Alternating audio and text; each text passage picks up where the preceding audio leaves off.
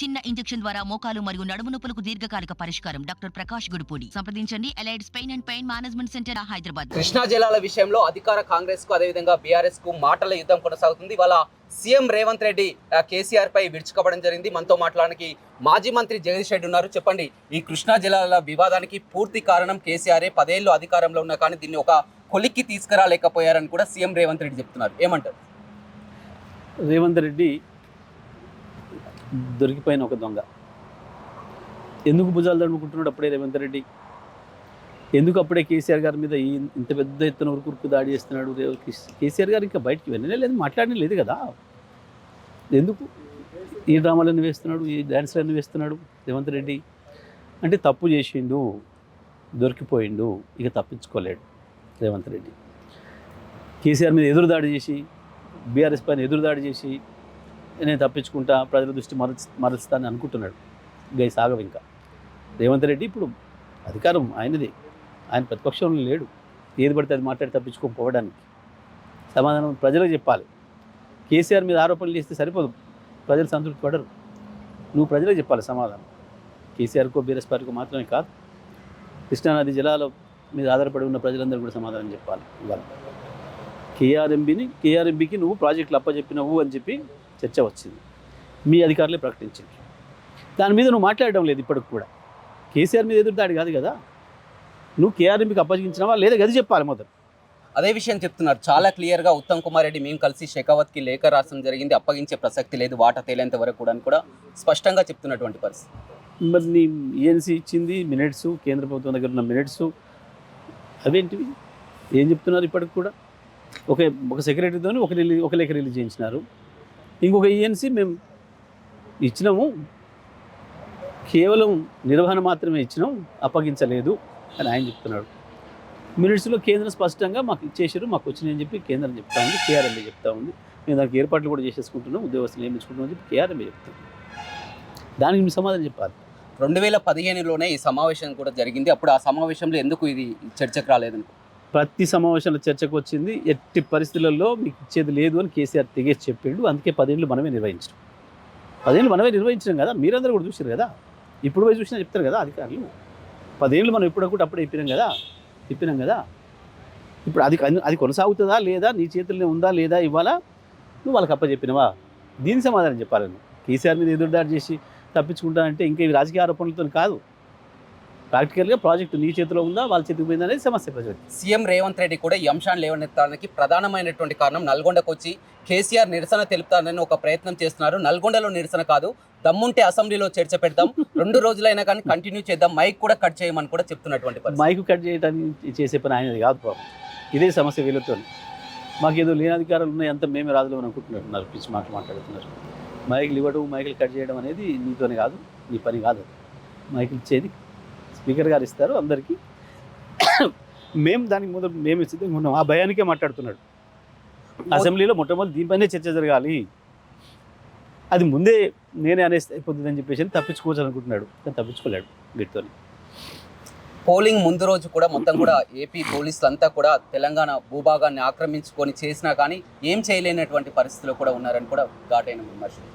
తెలివి ఉండాలి, దానికి కూడా కొంచెం తెలివేడు వారి. అవ్వాలి ఆపింది తెలంగాణ పోలీసే ఆపింది, అందులో సందేహం లేదు. కానీ ఎన్నికల పోలింగ్ అవుతుంది, ఆ టైంలో ముఖ్యమంత్రి ఈయన తెలియదు కాబట్టి, ఇంతకుముందు లేడు కాబట్టి తెలియక తెలివి తక్కువ మాట్లాడుతున్నాడు, కావాలని అబద్ధాలు మాట్లాడుతున్నాడు. కానీ కేసీఆర్ గారు డీజీపీలో సెక్రటరీ సిఎస్ను పిలవడానికి ఉండేది అప్పుడు ఏ ముఖ్యమంత్రి అయినా ప్రభుత్వం చేయాల్సిన పని చేసిరు. ఆ రోజు వారు ఎంత మేర కాపగలిగారు ఆపేది. తెల్లగారి నువ్వు ముఖ్యమంత్రి అయినావు, నీ బాధ్యతను నువ్వు చేతగాక నువ్వు చేయక 2 నెలల నుంచి తెల్లవారి ముఖ్యమంత్రి ప్రమాణ స్వీకారం చేయగానే నువ్వు మొట్టమొదటి చేయాల్సిన పని వాళ్ళని పంపించాలి అవతలకి. కేఆర్ఎంబీ మీద ఒత్తిడి పెట్టాలి, ఇది మా ప్రాజెక్టు, ఇన్ని సంవత్సరాలుగా మా చేతుల్లో ఉంది, మా రాష్ట్రం చేతుల్లో ఉంది, బయటికి పంపండి అని చెప్పి పంపాలి. నీకు దమ్ము లేక, నీకు చేతగాక నువ్వు కేసీఆర్ మీద పడేయాలని చూస్తున్నావు. పోతిరెడ్డిపాడు కూడా అక్రమంగా నీటిని తరలిస్తున్నప్పుడు కూడా కేసీఆర్ కేంద్ర మంత్రిగా ఉన్నారు, హరీష్ రావు మంత్రిగా ఉన్నారు, ఎందుకు ఏం చేయలేకపోయారని కూడా విమర్శించారు. నువ్వు దానికి చెప్పు సమాధానం. దాని చర్చలు మళ్ళీ చేద్దాం. దాంట్లో ఎవరెవరు ఏం చేసినావు, అప్పుడు నువ్వేం చేసినావు, నువ్వు ఎవరి పక్కన వచ్చున్నావు, నువ్వు ఎవరి బట్టి తుపాకులు పట్టుకొని తిరుగుతున్నావు, ఆ చర్చలను చేద్దాం. దానికి ఇబ్బంది లేదు, చాలాసార్లు చేసినాం, చేద్దాం. నువ్వు దీనికి సమాధానం చెప్పకుండా తప్పించుకోవడానికి ఏదో ఆరోపణలు చేస్తా కేసీఆర్ మీద, అప్పటిది ఎందుకు చేస్తా ఎప్పుడైనా సరే మీరే దొంగలు, ఎప్పుడైనా మీరు తెలంగాణ ప్రజలకు వ్యతిరేకులు, ఎప్పుడైనా తెలంగాణ ప్రజలను కాపాడడంలో మీరు ఎప్పుడు కూడా లేరు. మీరు తెలంగాణ ప్రజలకు వ్యతిరేకులు, ఎప్పుడైనా తెలంగాణ ప్రజలను కాపాడడంలో మీరు ఎప్పుడు కూడా లేరు. మీరు ఎప్పుడైనా మీ ఆంధ్ర భాషలకి తొత్తులుగా పనిచేసినారు. ఆ రోజు నువ్వు ఎక్కడున్నావో, నువ్వు ఏ భాష దగ్గర ఉన్నావో, కొత్త భాష పాత భాష అన్ని విషయాలు కూడా చర్చకు వస్తాయి. చేద్దాం, మంచిగా అసెంబ్లీలో చేద్దాం, రోడ్ల మీద కాదు. ఒక కృష్ణానది జల విషయంలోనే కాదు, మొన్న చూడడం జరిగింది ఆదిలాబాద్లో ఒక సభలో కూడా తరచూ రేవంత్ రెడ్డి కూడా గట్టిగా అటాక్ చేస్తున్నట్టు కూడా అనిపిస్తుంది కేసీఆర్. ఎటాకులు గిటాకులు కాదు కదా, ఇప్పుడు చేయాల్సింది ప్రజలకు పని. నువ్వు ఇచ్చిన హామీలు నెరవేర్చాలి. దాని నుంచి తప్పించుకోవడానికి రోజు కేసీఆర్ గారిని తిడుతుంటా, నేను కేసీఆర్ గారు జపం చేస్తుంటా అంటే కుదరదు. గీ పనికిమాలిన ఈ ఉతూపులతోని కావు. నువ్వు ఇప్పుడు అది బాధ్యతలు నీ దగ్గర ఉన్న విషయాన్ని మర్చిపోతున్నావు. మొదలు అది తెలుసుకొని పని చేయాలి. ఇప్పుడు ఆల్రెడీ 2 హామీలు నెరవేర్చడం జరిగింది. ఇప్పుడు క్యాబినెట్ మీటింగ్ కూడా కొనసాగుతుంది. ఈ క్యాబినెట్ మీటింగ్లో కూడా 2 హామీలు ఏదైతే ఉందో 500 రూపాయల సిలిండర్ కానీ మిగతా విషయం కానీ చర్చించేందుకు కూడా సిద్ధమవుతున్నటువంటి పరిస్థితి ఎలా చూస్తారు? ప్రజలు అదే చూస్తారు, అదే అడుగుతున్నారు. మా రైతు బంధు ఏమైపోయాయని రోజు వెతుక్కుంటున్నారు.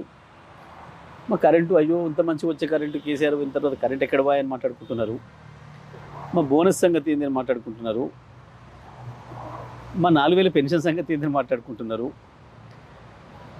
మా గృహలక్ష్మి సంగతి ఏందని మాట్లాడుకుంటున్నారు. ఇంకా చాలా విషయాలను కూడా ప్రజలు మహాలక్ష్మి సంగతి ఏందని మాట్లాడుకుంటున్నారు. అవన్నీ కూడా చర్చకు వస్తూ ఉన్నాయి ప్రజల నుంచి. నువ్వేందో నేనేదో ఇదేదో చేసినా అదేదో చేసినా అని అనుకుంటే సాధ్యం కాదు. అన్నీ ఉన్నాయి నీ మీదనే బాధ్యత. అదే పాలమూరు ప్రాజెక్టుపై కూడా చేసాం. 10 ఏళ్ళ అధికారంలో ఉన్నా కానీ 2 ఏళ్లలో పూర్తి చేస్తామన్న పాలమూరు ప్రాజెక్టును కూడా కంప్లీట్ చేయలేదు. నువ్వే కదా కేసు వేసి ఆపింది. నువ్వు నీ 100 మగదులు కేసులు వేసి అడ్డం పెట్టకపోతే ఇప్పుడో పూర్తి అయ్యండి. అవన్నీ చేసినాం కదా. కాళేశ్వరంలో మేము కేసులు వేసినా సరే వాటిని కూడా అడ్డు దొరికించుకుంటూ ఒకడొకటి చేసుకుంటూ వచ్చినాం కదా. ఇప్పుడు నువ్వు ఉన్నవాటి సంగతి తెలుసు, ఉన్నవాటి తీసుకుపోయి అప్పనంగా అప్పచెప్పిన కేంద్రానికి. వీటి సంగతి మాట్లాడు, మొదలు కేఆర్ఎంబీ విషయం మాట్లాడు. దీంట్లో తప్పించుకోవడం కొరకు ఏంటో తీసుకొస్తా, అది మాట్లాడతా, ఇది మాట్లాడతా, ఈ తప్పించుకునే మాటలు సాగవు. ఇవాళ తేలుగుట్టిన దొంగల్లాగా ప్రవర్తిస్తున్నారు. ఉత్తమ్ కుమార్ రెడ్డి బాధ్యుడా దీనికి, రేవంత్ రెడ్డి బాధ్యుడా? ఉత్తమ్ తెలియకుండా రేవంత్ రెడ్డి ఇన్స్ట్రక్షన్స్ ఇచ్చిండా అధికారులకు? కనీసం ఒక రివ్యూ. అధికారులు ఇంత ముఖ్యమైన సమావేశానికి పోతుంటే కేంద్రం ముందడికి ముఖ్యమంత్రి రివ్యూ లేదు, ఇరిగేషన్ శాఖ మంత్రి రివ్యూ లేదు. అధికారులు వాళ్ళంతా వాళ్ళే ఎట్లా చెప్పొస్తారు? ఇది ఒక పథకం ప్రకారమే కేంద్రానికి లొంగిపోయి రేపు అవసరాలు ఉంటాయన్న భయంతో అప్పగించి దొంగ నాటకం ఆడుతున్నాడు రేవంత్ రెడ్డి. ఈ నాటకాలు నడవవు. ప్రజల ముందట అన్నీ బయటపడతాయి. మీ అన్నీ కూడా తప్పించుకోలేరు మీరు.